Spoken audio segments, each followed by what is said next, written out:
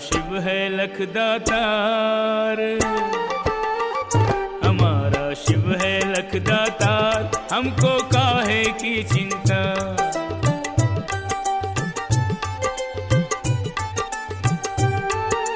काहे की चिंता रे हमको काहे की चिंता, काहे की चिंता रे हमको काहे की चिंता, बना है साथी सिरजनहार, बना है साथी सिरजनहार, हमको काहे की चिंता, मिला है कर्ण करावनहार, हमको काहे की चिंता।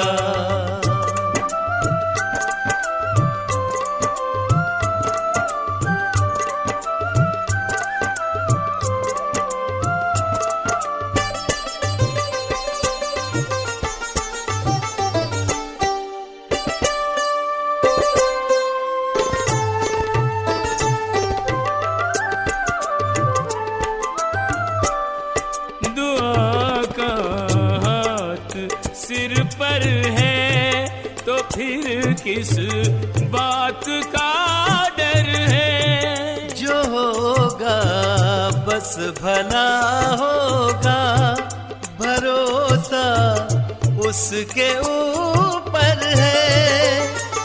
दुआ का हाथ सिर पर है तो फिर किस बात का डर है, जो होगा बस भला होगा, भरोसा उसके ऊपर है।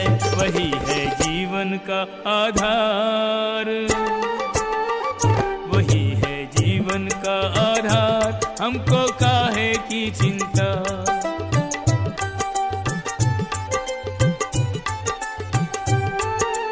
काहे की चिंता रे हमको काहे की चिंता, काहे की चिंता रे हमको काहे की चिंता, बना है साथी सिरजनहार, बना है साथी सिरजनहार, हमको काहे की चिंता, मिला है कर्ण करावनहार, हमको काहे की चिंता।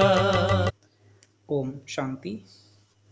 आज 17 मई के साकार बाप दादा के महावाक्य सुनेंगे। मीठे बच्चे गृहस्थ व्यवहार में, मीठे बच्चे गृहस्थ व्यवहार में रहते हुए ऐसा ट्रस्टी बनो जो किसी भी चीज में आसक्ति न रहे, हमारा कुछ भी नहीं ऐसा बेघर बन जाओ।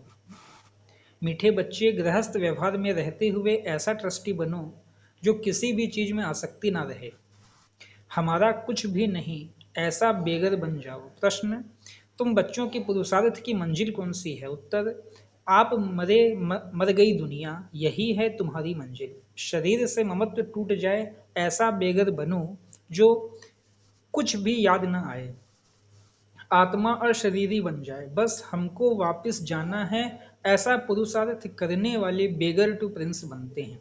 तुम बच्चे ही फकीर से अमीर, अमीर से फकीर बनते हो। जब तुम अमीर हो तो एक भी गरीब नहीं होता है।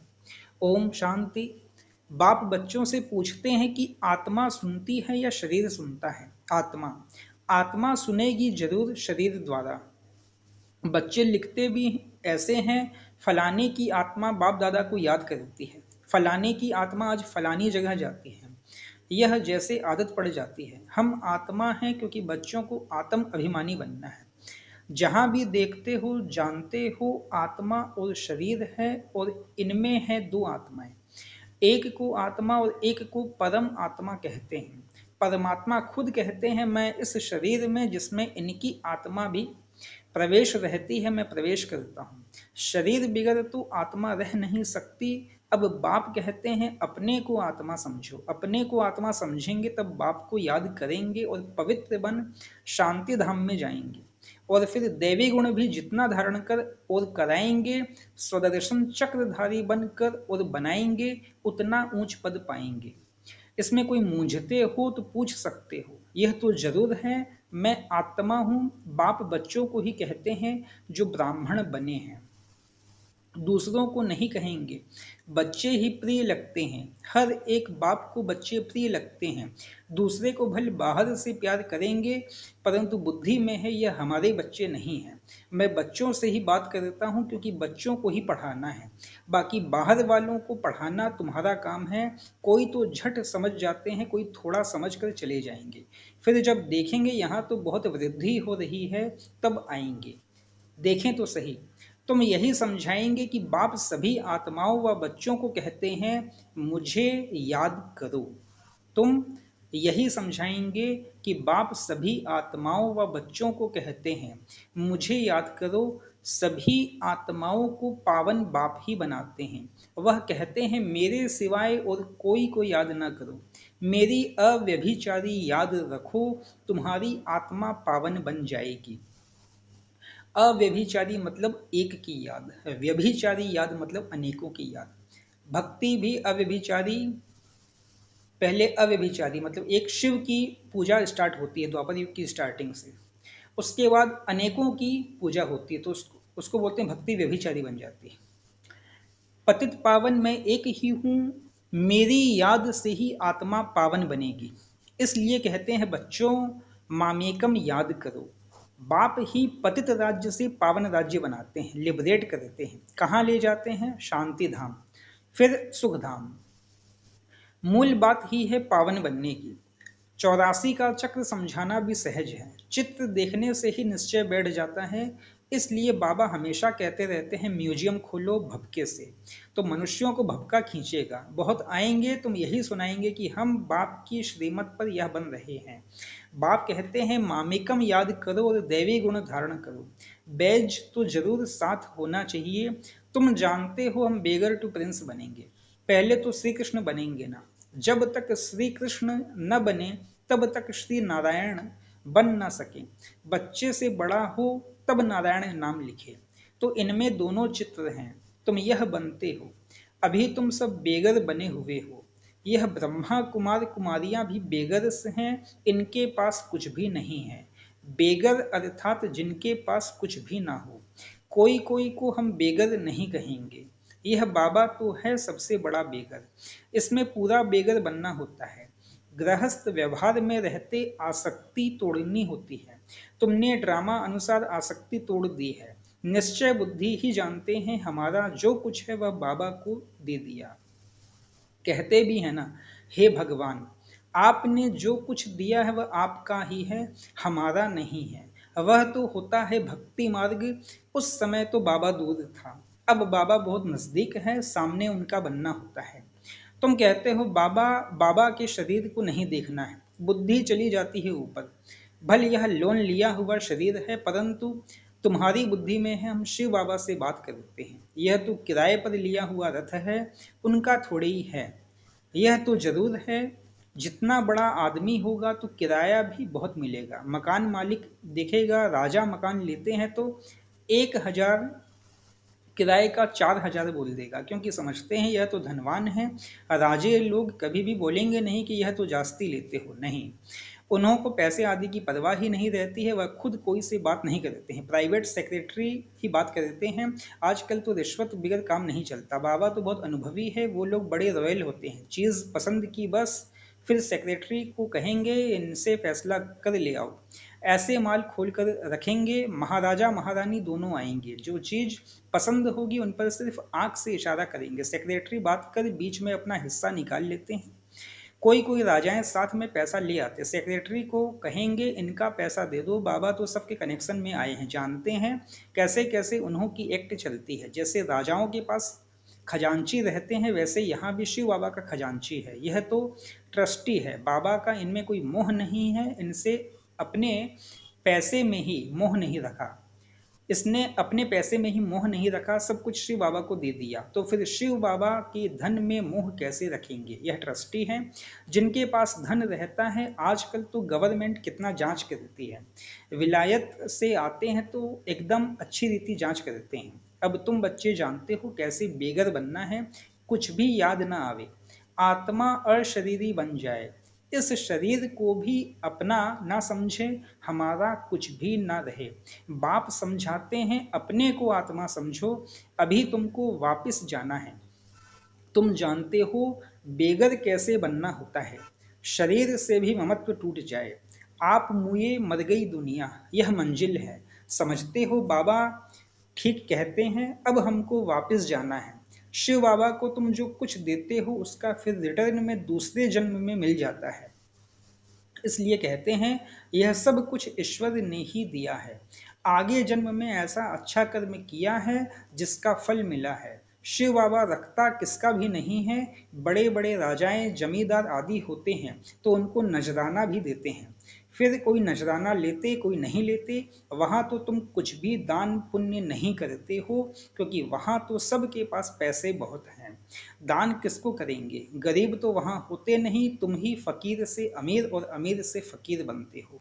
कहते हैं ना, इनको तंदुरुस्ती बख्शो, कृपा करो, यह करो। आगे शुरू में भी शिव बाबा से ही मांगते थे, फिर व्यभिचारी बन गए हैं तो सबके आगे जाते रहते हैं। कहते हैं झोली भर तू, कितने पत्थर बुद्धि हैं। कहते भी हैं पत्थर बुद्धि से पारस बुद्धि बनाते हैं। तो तुम बच्चों को खुशी बहुत रहनी चाहिए। गायन भी है, अति इंद्रिय सुख पूछना हो तो गोपी वल्लभ के गोप गोपियों से पूछो। गोपी वल्लभ शिव बाबा हो गए और उनके गोप गोपी आपन ब्राह्मण ब्राह्मणियां हो गए। तो गायन भी है, अति इंद्रिय सुख पूछना हो तो गोपी वल्लभ के गोप गोपियों से पूछो। किसको बहुत फायदा होता है तो बहुत खुशी होती है, तो तुम बच्चों को भी बहुत खुशी रहनी चाहिए। तुमको 100% खुशी थी, फिर घटती गई, अब तो कुछ भी नहीं है। पहले थी बेहद की बादशाही, फिर होती है हद की राजाई अल्पकाल के लिए। अब बिरला के पास कितनी ढेर मिल्कियत है, मंदिर बनाते हैं उससे कुछ भी नहीं मिलता। गरीबों को थोड़े ही कुछ देते हैं। मंदिर बनाया जहां मनुष्य आकर माथा टेकेंगे। हाँ, गरीब को दान में देते हैं तो उसका रिटर्न में मिल सकता है। धर्मशाला बनाते हैं तो बहुत मनुष्य जाकर वहां विश्राम पाते हैं, तो दूसरे जन्म में अल्पकाल के लिए सुख मिल जाता है। कोई हॉस्पिटल बनाता है तो भी अल्पकाल के लिए सुख मिलता है, एक जन्म के लिए। तो बेहद का बाप बच्चों को बैठ समझाते हैं, इस पुरुषोत्तम संगम युग की बहुत महिमा है। तुम्हारी भी बहुत महिमा है जो तुम पुरुषोत्तम बनते हो। तुम ब्राह्मणों को ही भगवान आकर पढ़ाते हैं, वही ज्ञान का सागर है, इस सारे मनुष्य सृष्टि रूपी वृक्ष का बीज रूप है। सारे ड्रामा के आदि मध्य अंत का राज समझाते हैं।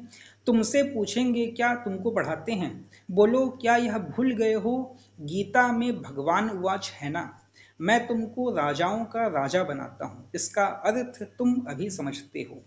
पतित राजाएं पावन राजाओं की पूजा करते हैं, इसलिए बाप कहते हैं तुमको राजाओं का राजा बनाता हूं। यह लक्ष्मी नारायण स्वर्ग के मालिक थे ना, स्वर्ग के देवताओं को द्वापर कलयुग में सब नमन पूजन करते हैं। इन बातों को अभी तुम समझते हो, भक्त लोग कुछ भी समझते थोड़े ही हैं।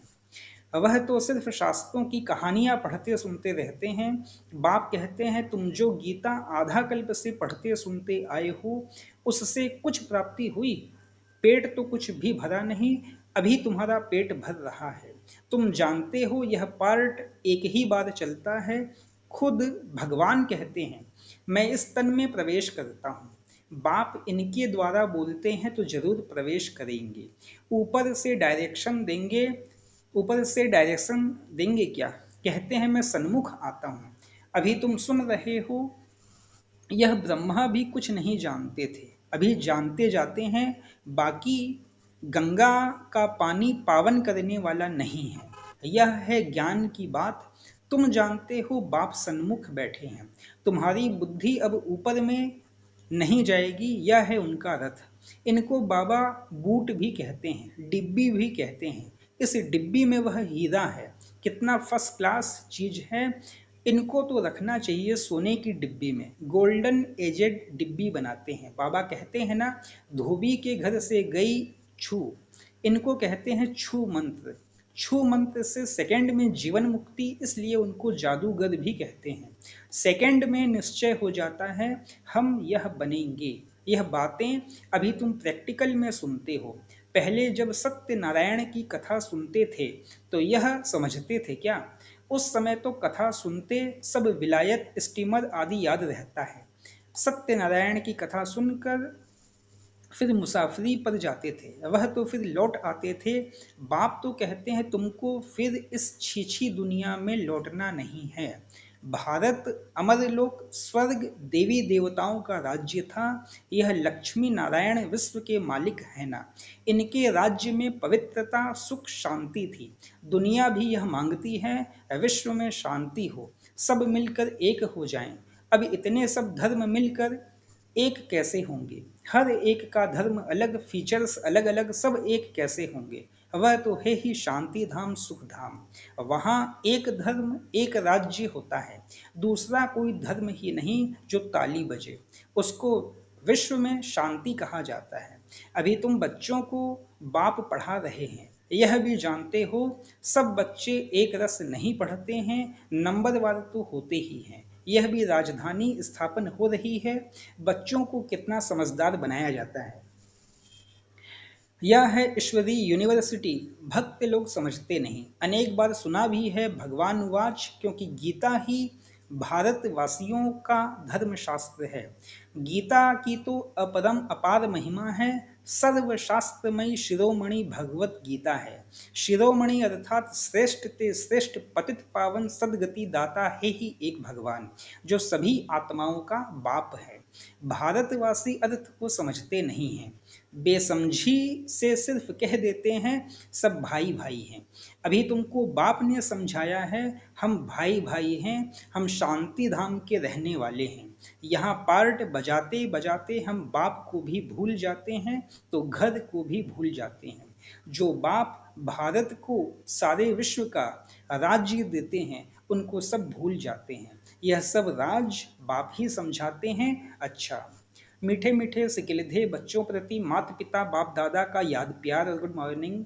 रूहानी बाप की रूहानी बच्चों को नमस्ते। रूहानी हम बच्चों की रूहानी माता पिता बाप दादा को भी पदम गुणा, पदम गुणा, पदम की भी पदम गुणा, याद प्यार, गुड मॉर्निंग और नमस्ते नमस्ते नमस्ते। धारणा के लिए मुख्य सार, पहली पॉइंट है, अति इंद्रिय सुख का अनुभव करने के लिए स्मृति रहे कि यही पुरुषोत्तम संगम युग है, जबकि हमें भगवान पढ़ाते हैं जिससे हम राजाओं का राजा बनेंगे।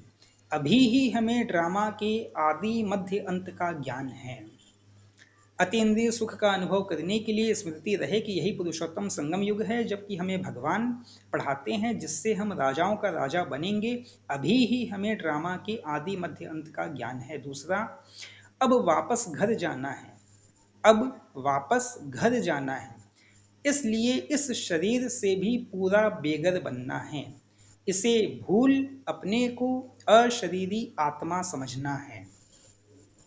वरदान है, सदा संतुष्ट रह अपनी दृष्टि वृत्ति कृति द्वारा संतुष्टता की अनुभूति कराने वाले संतुष्ट मणि भव। सदा संतुष्ट रह अपनी दृष्टि वृत्ति कृति द्वारा संतुष्टता की अनुभूति कराने वाले संतुष्ट मणि भव। ब्राह्मण कुल में विशेष आत्माएं वो हैं जो सदा संतुष्टता की विशेषता द्वारा स्वयं भी संतुष्ट रहती हैं और अपनी दृष्टि वृत्ति और कृति द्वारा औरों को भी संतुष्टता की अनुभूति कराती है। वही संतुष्ट मणियां हैं जो सदा संकल्प बोल संगठन के संबंध संपर्क व कर्म में बाप दादा द्वारा अपने ऊपर संतुष्टता के गोल्डन पुष्पों की वर्षा अनुभव करती हैं। ऐसी संतुष्ट मणियां ही बाप दादा के गले का हार बनती हैं, राज्य अधिकारी बनती हैं और भक्तों के सिमरण की माला बनती हैं। स्लोगन, निगेटिव और वेस्ट को समाप्त कर मेहनत मुक्त बनो। निगेटिव और वेस्ट को समाप्त कर मेहनत मुक्त बनो। अच्छा, ओम शांति।